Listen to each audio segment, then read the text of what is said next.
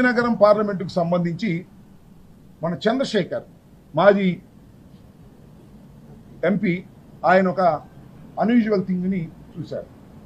అదేవిధంగా గజపతి నగరానికి సంబంధించినటువంటి బొత్స అప్పల నరసయ్య వీళ్ళిద్దరూ కూడా ఎలక్షన్ కమిషన్కి ఒక రికమెండేషన్ ఇచ్చారు. అయ్యా, ఈ ఈవీఎంలు మేము లెక్కేసేటప్పుడు దానిలో 98% ఇది ఉన్నది, బ్యాటరీ ఉన్నది. ఒకసారి ఉదయం నుంచి సాయంత్రం దాకా ఆ ఈవీఎంను ఉపయోగించిన తర్వాత దాన్ని తీసుకెళ్ళి సుమారుగా ఒక నెల రోజులో 15 రోజుల్లో 20 రోజుల్లో మీరు గోడౌన్లో పెట్టిన తర్వాత అది లెక్కేయడానికి తీసుకున్నప్పుడు 99% ఎందుకు ఉంటుంది?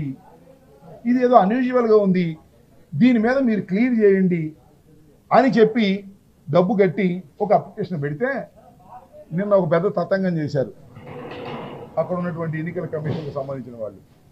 అవి తీసుకొచ్చి మాక్ పోలింగ్ చేశారు. నాకు అర్థం కాల బ్యాటరీ ఎందుకు అంత ఉంది అంటే మా డౌట్ ఏంటంటే, ఎవరైనా రీజనబుల్ పర్సన్ డౌట్ ఏంటంటే, ఆ బ్యాటరీ తీసుకువెళ్ళి ఈవీఎంలు భద్రపరిచిన తర్వాత ఆ బ్యాటరీ ఛార్జ్లో పెరిగింది అంటే ఈ మధ్యలో ఎవరో ఇంటర్ఫీర్ అయ్యారేమో అనేటువంటి డౌట్ ఉంది. ఇంటర్ఫీర్ చేయాల్సింది ఎవరు? Election commission. దానికి బ్యాటరీ గురించి మీరు క్లియర్ చేయమంటే మాక్ పోలింగ్ పెట్టి క్లియర్ చేసేటటువంటి పరిస్థితి చేస్తున్నారు. That is not our doubt. Mock polling అంతకుముందు కూడా ఎన్నికల్లో పెట్టారు. ఇవాళ ఒంగోలులో కూడా అదే పరిస్థితి. వీవీప్యాడ్లకి మీకు ఒక విషయాన్ని ఇక్కడ చెప్తాను. ఈ వీవీప్యాడ్లు అనేవి ఎక్కడి నుంచి ఉంటాయి?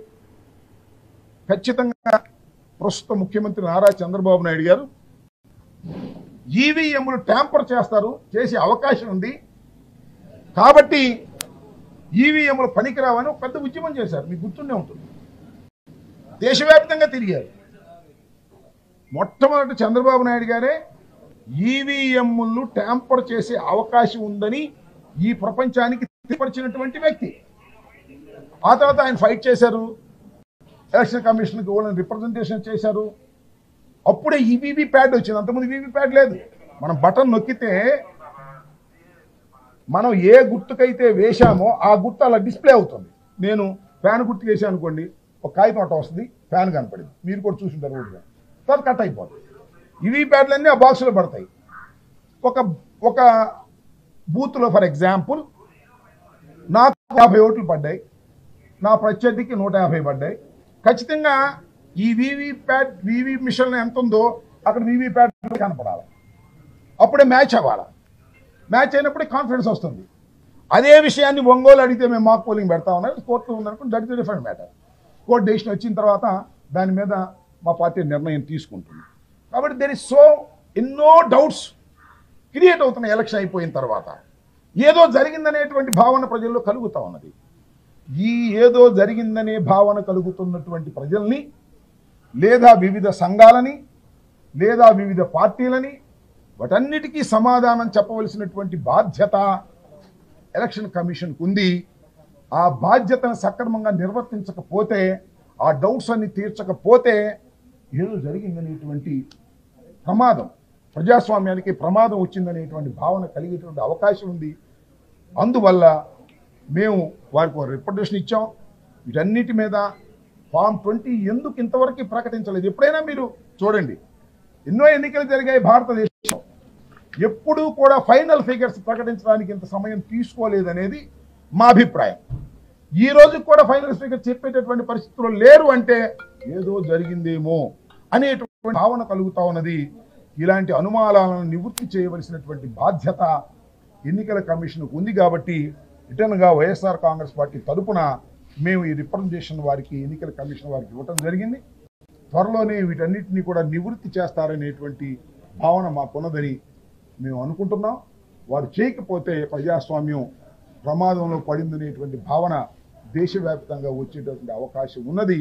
దాన్ని నివృత్తి చేయవలసిందిగా వారిని కోరటం జరిగింది. అదే విషయాలని మీకు కూడా, మీ ద్వారా ప్రజలకు కూడా చెప్పేటటువంటి ప్రయత్నం చేస్తున్నాం. ఇంకొక విషయాన్ని కూడా చెప్పాలి. విజయనగరం జిల్లా ఏ కాన్స్టిట్యున్సీ? గజపతి నగరం కాన్స్టిట్యున్సీలో ఈవీఎంలు తీయడానికి చాలా చిత్రం.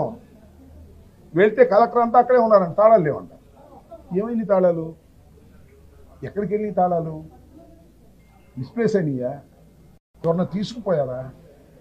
2 గంటలు కలెక్టర్ గారే వెయిట్ చేశారంట తాళాల కోసం. చివరికి తాళం పగలగొట్టాలని ప్రయత్నం చేశారంట. మా అభ్యర్థి ఒప్పుకొని పగలగొట్టడం ఏంటంటే తాళం మీకు ఉండాలి కదా, తీయమన్నారు. చివరికి నకిలీ తాళం తీసుకొచ్చి తీశారో మరి ఆ తాళం దొరికిందో నాకు అర్థం కాదు. అంటే ఎక్కడైతే ఈవీఎంలు భద్రపరిచారో అక్కడ తాళాలు లేవు అధికారుల దగ్గర. ఎక్కడున్నాయి? డౌట్. మిస్ప్లేస్ అయిందా, లేకపోతే నా ఓటు ఎత్తుకుపోయాడా? What is this? దీనికి సమాధానం చెప్పాల్సింది ఎవరు? ఎలక్షన్ కమిషన్, ఇండిపెండెంట్ అథారిటీ, రాజ్యాంగ వ్యవస్థ, అకౌంటబిలిటీ ఉన్నటువంటి ఎన్నికల కమిషన్ దీనికి సమాధానం చెప్పవలసినటువంటి అవసరం ఉన్నది. అనుమానాలను తీర్చవలసినటువంటి అవసరం ఉన్నది. గొడవ దగ్గరికి వెళ్తే తాళాలు లేని పరిస్థితి, బ్యాటరీ ఏమో హైక్ ఉన్నటువంటి పరిస్థితి, వీవీప్యాట్లతో సరిపోచి లెక్కయమంటే లెక్కయమనేటువంటి పరిస్థితి చూస్తున్నప్పుడు ఎన్నికల కమిషన్ యొక్క అథారిటీ మీద అనుమానాలు కలిగేటువంటి అవకాశం ఉంది. కాబట్టి వాటినన్నింటినీ నివృత్తి చేయవలసిందిగా ఈ రోజున ఎన్నికల కమిషన్ ఆఫ్ ఇండియా ఆంధ్రప్రదేశ్ని వచ్చి మేమందరం కూడా వెళ్ళి విటనపూర్వకంగా ఒక దరఖాస్తుని, ఒక రికమెండేషన్ని వారికి ఇవ్వడం జరిగింది.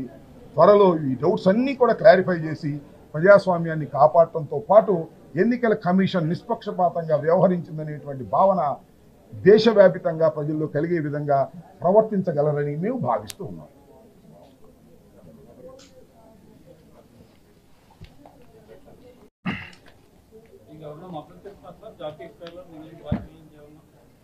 అంటే దిస్ ఇస్ ద డౌట్స్. మద్దతు ఏముంది? మేమేమి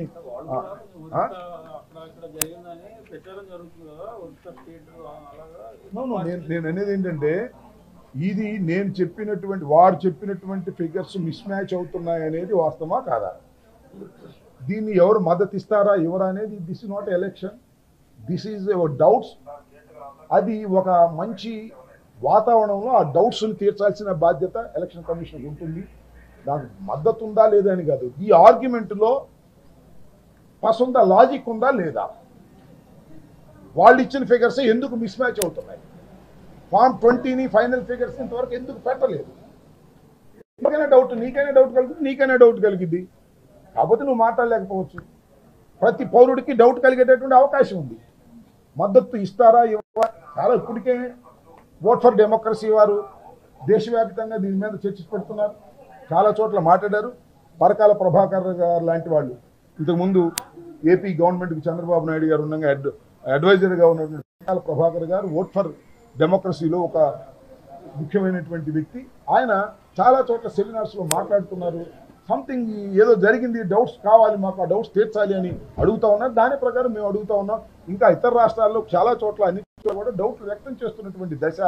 దీని నుంచి స్లోగా అందరూ కూడా ఏదో జరిగింది అనేటువంటి భావనలోకి రావడం ప్రజాస్వామ్యంలో సరైనది కాదు. కాబట్టి అత్యంత తొందరగా దీన్ని క్లియర్ చేయాలని మేము కోరుతున్నాం.